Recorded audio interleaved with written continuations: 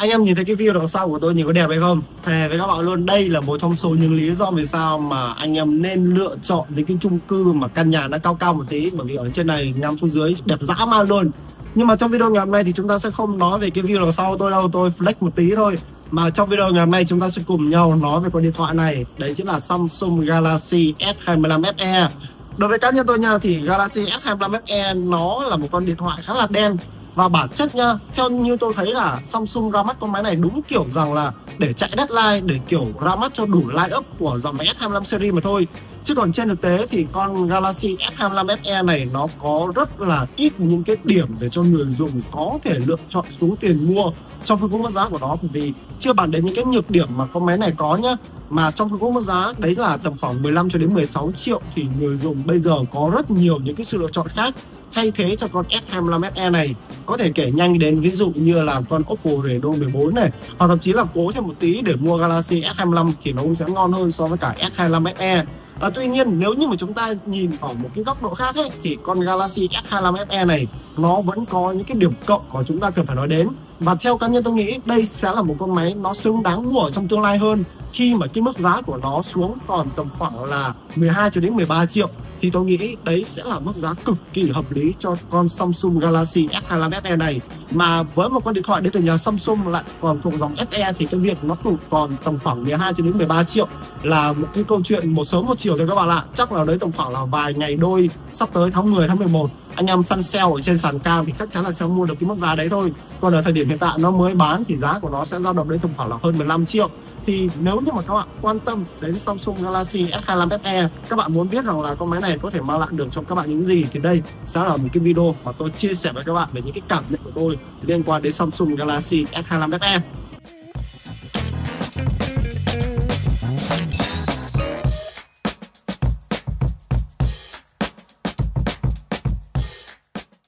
Chúng ta sẽ cùng nhau bắt đầu nói đến các yếu tố ảnh hưởng đến trải nghiệm sử dụng hàng ngày nhất, đấy chính là về mặt thiết kế, bởi vì đây là cái mà chúng ta cầm nắm hàng ngày mà. Về mặt thiết kế thì Galaxy S25 FE cũng không có quá nhiều điểm để nói đâu. Thoạt nhìn từ bên ngoài ấy, thì các bạn có thể thấy luôn con máy này nó gần như là tương đồng với cả Samsung Galaxy S24 Plus. Nó giống như kiểu con S24 Plus đổi tên đấy các bạn ạ. Tất cả mọi thứ từ thiết kế, khung viền, mặt lưng, cụm camera, rồi trọng lượng nó cũng gần giống với cả con S24 Plus luôn. Tôi đọc ở trên mạng ấy thì nhiều người cho rằng là con máy này nó cũng khá giống với cả Samsung Galaxy A56, nhưng mà trên thực tế thì tôi thấy nó chẳng giống cái đếch gì cả. Bởi vì ngay từ cụm camera nha, con Galaxy A56 là cụm camera của nó liền mạch luôn, chứ không phải là chia nhỏ ra ba cái ống kính giống như là con S25 FE. Hơn nữa là dòng A nó có một cái đặc trưng riêng, đấy chính là nó sẽ có Kiss Island, những cái cụm phím bấm ấy nó sẽ nhô ra. Còn con S25 FE này thì nó sẽ giống như là những cái con S25 series khác, tức là cái khung viền nó sẽ được làm phẳng hoàn toàn. Vậy nên là nếu như mà để so sánh thì con này nó sẽ giống như kiểu là S24 Plus hoặc là S25 Plus thì nó sẽ hợp lý hơn. Còn lại thì những yếu tố khác ở trên con S25 FE này thì tôi thấy là nó cũng khá là ok. Khung viền được làm từ kim loại này, mặt nương được làm từ kính này, cũng như là cái độ hoàn thiện thì tôi thấy là làm rất là chỉnh chu, rất tốt. Và cái cảm giác khi mà chúng ta cầm nắm trên tay ấy thì nó cũng khá là tương đồng so với cả những chiếc máy khác đến từ nhà Samsung, ví dụ như là S25 hoặc là S25 Plus. Đấy, nó cũng kiểu xem thế. Chắc là nó sẽ kiểu khác biệt hẳn so với cả S25 Ultra thôi. Chứ còn cảm giác cầm thì tôi thấy là con này cũng khá là ok, khá ổn đấy. Nói chung là trong tầm giá này thì cũng có rất là nhiều con máy nó đi theo nhiều phong cách thiết kế khác nhau. Nhưng mà nếu như các bạn là một người thích kiểu phong cách thiết kế đơn giản, cũng như là cái độ nhận diện thương hiệu nó đặc trưng đến từ nhà Samsung, cầm phát người từ bên ngoài nhìn là biết các bạn đang sử dụng sản phẩm của Samsung ấy, thì con S25 FE này là sự lựa chọn khá là ok trong phân khúc mức giá này. Chuyển sang yếu tố màn hình đi, thì đối với cá nhân tôi nói thẳng với các bạn luôn, màn hình của con Galaxy S25 FE là điểm trừ đối với cá nhân tôi. Điểm trừ là bởi vì sao? Đầu tiên là cái viền màn hình của nó không quá mỏng. Tất nhiên là nó cũng đã mỏng hơn so với cả S24 FE rồi. Tuy nhiên nếu như mà chúng ta so với cả những con máy khác thì rõ ràng là nó vẫn sẽ dày hơn. Và tôi hoàn toàn có thể chấp nhận được cái câu chuyện là viền màn hình của nó dày nha, nhưng tôi sẽ không chấp nhận được cái câu chuyện là cái cằm của con máy này nó lại dày hơn so với cả ba cạnh còn lại. Đây, anh em cứ nhìn đi, cái màn hình con máy này nhá, ba cạnh, hai cạnh hông với cả cạnh trên của nó sẽ mỏng đều bằng nhau, nhưng mà tự dưng cái cằm ở dưới nó lại nhô ra, nó lại dày hơn. Và cái việc mà chúng ta tiếp xúc với cả cái màn hình này thường xuyên ấy, và lâu lâu chúng ta để ý, chúng ta đá con mắt xuống dưới cằm màn hình con máy này ấy, thì nhìn nó khó chịu dã man luôn, nhìn nó gai mắt cực kỳ. Còn những cái thông số khác liên quan đến màn hình của con máy này thì nó cũng không có ok đâu. Trang bị thì chúng ta cũng sẽ có tấm đèn Dynamic OLED của Samsung này, chúng ta cũng sẽ có tần số quét 120 Hz, chúng ta cũng sẽ có độ sáng cao. Tuy nhiên cái độ phân giải màn hình con máy này nó sẽ chỉ là Full HD mà thôi, chứ nó sẽ không được là 1,5K hay là 2K giống như là S24 Plus hay là S25 đâu. Nên đây cũng là một cái điểm trừ đối với những anh em nào mà quan tâm đến độ phân giải màn hình ở trên con máy này nhá. Bởi vì rõ ràng là trong tầm giá này anh em hoàn toàn có thể mua những con máy khác với màn hình đẹp hơn, viền mỏng hơn, độ phân giải cao hơn. Thì S25FE nó chỉ làm được đến thế rồi các bạn ạ. Còn anh em nào kiểu dễ tính thì đây cũng là một điểm mà tôi cũng không biết phải nói gì nữa rồi. Thì các bạn vẫn hoàn toàn có thể sử dụng cái màn hình 6,7 inch của máy này để xem phim, giải trí, lướt web, làm việc, lướt TikTok, sử dụng mạng xã hội cũng khá là ok, không thành vấn đề gì cả. Yếu tố tiếp theo mà tôi muốn chia sẻ với các bạn đó chính là về mặt hiệu năng. Thì trang bị bên trong Galaxy S25FE là một con chip không hề mới một tí nào, đấy là con chip Exynos 2400. Thì đây là con chip đã được trang bị ở trên Samsung Galaxy S24 và S24 Plus rồi. Do đó về mặt bản chất nha, thì con chip này là một con chip của dòng flagship, và khi mà tôi chấm điểm AnTuTu ấy thì nó có thể đạt được con số là 1,9 triệu điểm.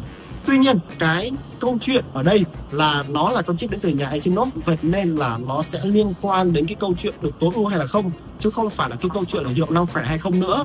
Ví dụ như khi mà tôi chơi tựa game Delta Force thì đây là một cái tựa game nó sẽ test cái độ tối ưu của con chip. Thì rõ ràng con chip này khi mà các bạn vào chơi ấy, các bạn chỉ có thể bật tối đa là 60 fps mà thôi.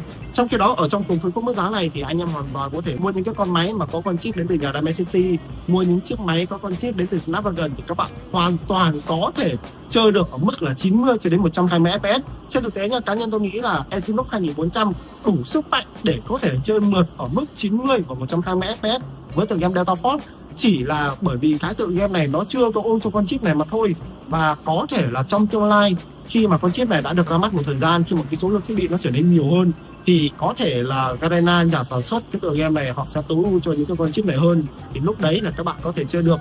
Câu chuyện này nó khá là giống như câu chuyện của Galaxy A56 ấy, ban đầu cũng chưa được tối ưu tốt đâu, nhưng mà sau vài tháng ra mắt thì nó cũng đã được tối ưu tốt hơn và các bạn hoàn toàn có thể bật cái mức đồ họa cao hơn. Cái này thì tôi cũng đã làm một cái video sau 3 tháng sử dụng Galaxy A56 rồi, thì các bạn hoàn toàn có thể xem lại nhé. Còn quay trở lại thì giống như tôi có chia sẻ với các bạn ấy, với 1,9 triệu điểm AnTuTu thì Exynos 2400 là một chip rất khỏe. Nếu như mà các bạn không chơi game, các bạn chỉ sử dụng những ứng dụng bình thường ấy, thì con máy này dư sức đáp ứng làm được cái điều đó cho các bạn luôn. Ví dụ như nhu cầu của các bạn chỉ đơn giản là lướt TikTok, lướt web, đọc báo, lên YouTube để xem phim hoặc là xem Netflix and chill các thứ ấy, thì con máy này hoàn toàn ok, hoàn toàn thoải mái, đáp ứng được hết tất cả những nhu cầu đó của các bạn. Tất cả những cái thao tác khi mà các bạn đóng mở này, vuốt chạm ứng dụng này thì nó đều phản hồi rất là nhanh. Hơn nữa là nó cũng đã đi kèm với cả One UI 7.0 rồi, vậy nên là các bạn cũng sẽ có những cái tính năng mới, có luôn cả giao diện mới và những cái animation mới đấy, để giúp cho cái việc mà các bạn sử dụng con máy này nó trở nên trơn tru và mượt mà hơn. Đó là còn chưa kể thì Samsung họ cũng cam kết là sẽ update đến tận là 7 phiên bản Android lớn cho Galaxy S25FE. Vậy nên là đối với những anh em nào mà có nhu cầu tìm một con máy để có thể sử dụng trong thời gian dài, mà đặc biệt là không chơi game nặng quá nhiều ấy, thì đây, con máy này vẫn hoàn toàn có thể đáp ứng được. Và tôi nghĩ là cái câu chuyện update 7 năm Android ấy, nó là một cái điểm cộng rất lớn để giúp cho con máy này có lý do cho các bạn lựa chọn so với cả những con máy khác ở ngoài kia. Bởi vì trong tầm giá này nha, anh em mua Xiaomi, anh em mua Oppo thì mấy con máy đấy nó chỉ hỗ trợ update tối đa cao lắm thì chắc được 3-4 năm được cùng. Trong khi đó con máy này hỗ trợ update đến tận là 7 năm, mà không biết là các bạn có dùng đến 7 năm hay không mà thôi.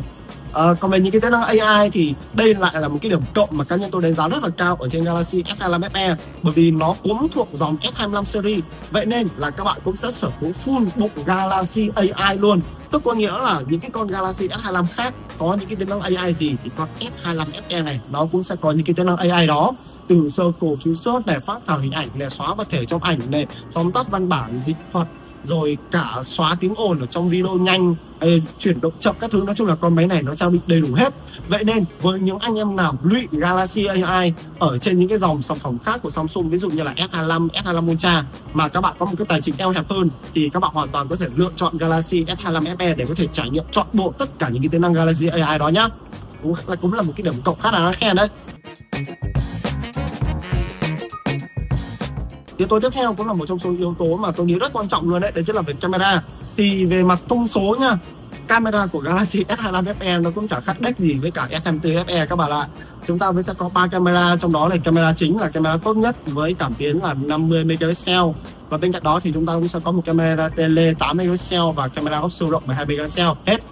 Camera tele của nó là tele 3x nhá. Vậy nên nếu như mà các bạn chụp ảnh ấy thì S25FE sẽ làm tốt nhất ở camera chính.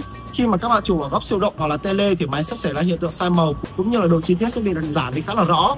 Với camera 91X khi mà tôi chụp ở trong điều kiện đầy đủ sáng thì máy trong màu trung tính, đều và nịnh mắt. Cả những cái gam màu rực ví dụ như là xanh lá này hay là đỏ này, nói chung là những cái gam màu mà AI nó nhận diện đấy là lá cây, nền trời, thì tất cả những cái màu sắc đấy sẽ được vẽ lên một cách cực kỳ đẹp và nịnh mắt luôn. Độ chi tiết ở trên S25 FE khá là tốt nha. Khi mà các bạn chụp xong thì các bạn hoàn toàn có thể zoom lên từ 30 cho đến 50% mà nó vẫn giữ nguyên được độ chi tiết luôn, không hề bị vỡ ảnh, khá là ngon. Còn nếu như mà các bạn thích thì hoàn toàn có thể chuyển sang camera tele zoom 3x thì chất lượng ảnh cá nhân tôi đánh giá là khá tốt, vẫn đủ cho các bạn có thể đăng lên mạng xã hội vẫn được. Khi mà chúng ta chụp người trên zoom 6 ấy thì camera của con S25 FE này sẽ dừng ở mức khá, nó vẫn sẽ bị lẹp đi ở những cái chi tiết nhỏ, ví dụ như là cái bông tai của tôi này, nhưng mà đấy sẽ không phải là những cái chi tiết quá quan trọng đâu, bởi vì chỉ khi nào mà các bạn soi kỹ thì các bạn mới thấy thôi, ảnh là được. Khi mà tôi quay video ở trong điều kiện đầy đủ sáng này thì nó có chống rung, không hề mượt, độ chi tiết tốt, độ tiêu chuẩn cao. Và với video mà các bạn đang xem ở đây là tôi đang quay ở định dạng là 4K 60 fps thì nó khá là ngon, gần như là không có điểm gì để chơi luôn. Thậm chí là các bạn hoàn toàn có thể quay tối đa là 8K, nhưng mà tôi thấy rằng là cũng không cần thiết cho lắm, bởi vì anh em quay 8K thì tổ tối trung lượng cũng như là nóng máy thêm mà thôi. Cứ quay 4K 60 fps như thế này là ok rồi. Còn nếu như mà chúng ta chụp ở trong điều kiện thiếu sáng ấy, thì S25 FE khá là đuối. Cảm biến của con máy này cá nhân tôi thấy là gần như là nó không đủ tốt, vậy nên là nó sẽ sử dụng AI để cứu khá là nhiều. Đó cũng là lý do vì sao nếu như mà các bạn nhìn những cái tấm mà tôi chụp đèn trời ấy, thì nó chuyển từ màu đen sang màu xanh luôn, bởi vì lúc này AI nó sẽ đẩy sáng và khử noi quá nhiều. Những cái chi tiết nhỏ ở trong ảnh khi mà chụp ở trong điều kiện thiếu sáng thì độ chi tiết sẽ bị giảm đi khá là đáng kể. Các bạn chỉ cần zoom lên một tí thôi là vỡ luôn. Được cái là ảnh khá là sạch nha, không bị phen nhiều, nhưng mà viền sáng ở bóng đèn khá là lớn, vậy nên là độ chi tiết ở những cái vùng đấy thì nó cũng sẽ hơi bị gắt một chút, không còn ngon nữa. Ngoài ra thì nếu như mà các bạn chụp ở những cái điều kiện ánh sáng phức tạp, ví dụ như là bảng đèn led này, thì nó cũng sẽ bị sai màu và lẹt chi tiết luôn. Và những cái điều trên này thì cũng xảy ra tương tự với cả video, nhưng mà cá nhân tôi thấy là ở trên video nó cũng đã tiết chế hơn khá là nhiều so với ảnh chụp rồi nha. Và điểm cộng là chúng ta vẫn sẽ có khả năng chống rung tốt, nhưng mà ánh sáng xử lý đi vào kém, vậy nên là cũng sẽ bị lóa nhiều, và khung hình đôi khi cũng sẽ hơi bị khựng giật nhẹ, chứ sẽ không còn mượt mà ngon lành giống như là trong điều kiện đầy đủ sáng nữa. 3 yếu tố cuối cùng mà tôi muốn chia sẻ với các bạn về Galaxy S25 FE đấy chính là loa, pin và tốc độ sạc. Còn về pin cũng như là tốc độ sạc ấy, thì năm nay Galaxy S25 FE cũng đã có một cái nâng cấp nhẹ về pin so với cả S24 FE. Chúng ta có dung lượng pin là 4900 mAh. Và đến đây thì tôi cũng đếch hiểu tại sao Samsung không nâng mẹ lên 5000 mAh đi nhở. Con Galaxy A36 nhá, A56 nhá, Samsung nâng hết lên 5000 mAh rồi. Một con máy cận cao cấp lại không có dung lượng pin bằng một con máy tầm trung. Chán VL. 4900 để làm gì nữa? Toàn lấy mấy cái số xấu là 4953 thôi. Sao không lấy hẳn 5000 thì cho nó đẹp đúng không ạ? Đấy, nên là con máy này nó chỉ có 4900 mAh thôi. Còn công suất sạc nhanh thì làm sao nó vượt qua được S25 Ultra, nó cũng sẽ chỉ dừng ở mức là 45W rồi các bạn ạ. Nói chung là về những cái thông số pin hay là sạc thì tôi nghĩ rằng là nó là trung bình điện thoại Xiaomi trong phân khúc mức giá này rồi. Anh em cũng không thể nào đòi hỏi được hơn nữa đâu. Nói chung cái này thì anh em sao pha thì chắc là hiểu rõ nhất rồi. Bởi vì chỉ khi nào mấy con đời cao như kiểu là S25 Ultra nâng tốc độ sạc thì mấy cái con đời thấp hơn như này mới được ké thôi. Mấy con đời cao còn chưa được nâng thì tuổi gì mấy con đời thấp này được nâng đúng không ạ? Vậy nên là anh em cứ chấp nhận số phận này nhá. Còn so với cả các hãng điện thoại Trung Quốc thì sách dép rồi các bạn ạ, tầm này toàn 90W, 80W, 120W cũng có rồi. Chán Samsung lắm, nhưng mà làm Samsung thì anh em phải chịu thôi, cũng đủ. Nói chung là nếu như mà chúng ta xét một cái khía cạnh công tâm ấy thì những cái thông số này cũng vừa đủ để cho chúng ta có thể sử dụng trong một ngày dài với những cái nhu cầu sử dụng cơ bản rồi. Đấy, kiểu anh em sử dụng trong cả một ngày, anh em đi làm về lâu lâu lấy là lướt TikTok, chơi game này kia, tối về cắm sạc đêm, cắm sạc qua đêm rồi sáng ngày hôm sau sử dụng tiếp cũng ok. Và đó là tất cả những gì mà tôi muốn chia sẻ với các bạn về Samsung Galaxy S25 FE. Có thể nói thì ở thời điểm hiện tại giống như tôi có chia sẻ với các bạn luôn, thì cái mức giá từ 15 triệu, hơn 15 triệu là một mức giá mà nó sẽ chưa tương xứng với cả con máy này cho lắm. Có chăng thì các bạn nên chờ đợi sau này khi mà mức giá nó xuống thấp hơn một tí, đối tầm khoảng là hơn 13 triệu. Khi mà các bạn săn sale ở trên sàn cam ấy thì tôi nghĩ là nó sẽ ok hơn. Và bên cạnh đó, một trong số những cái điểm mà cá nhân tôi thích ở trên S25 FE đấy chính là nó sẽ đi kèm những cái dịch vụ phần mềm.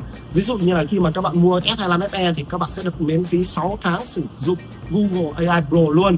Và bên cạnh đó thì các bạn cũng sẽ được miễn phí 6 tháng xem phim ở trên ứng dụng ViaOn và 50k ở trên Grab nữa.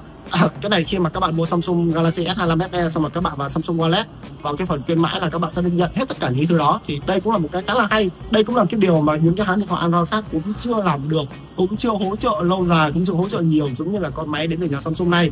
Vậy thì đó là tất cả những cái chia sẻ cũng như là những ý kiến cá nhân của tôi liên quan đến Galaxy S25 FE. Vậy thì còn ý kiến của các bạn thì sao? Trong khung mức giá này thì các bạn có điểm gì thích, có điểm gì không thích về con máy này? thì các bạn đừng quên để lại ý kiến của các bạn ngay dưới phần bình luận của video này. Cảm ơn tất cả các bạn đã xem đến giây phút này của video, cũng như là cảm ơn tất cả các bạn đã đăng ký kênh. Tạm biệt mọi người và hẹn gặp lại mọi người những video lần sau. Anh em thấy video phát đẹp không? Quay đây chung khắp con hạt nhá.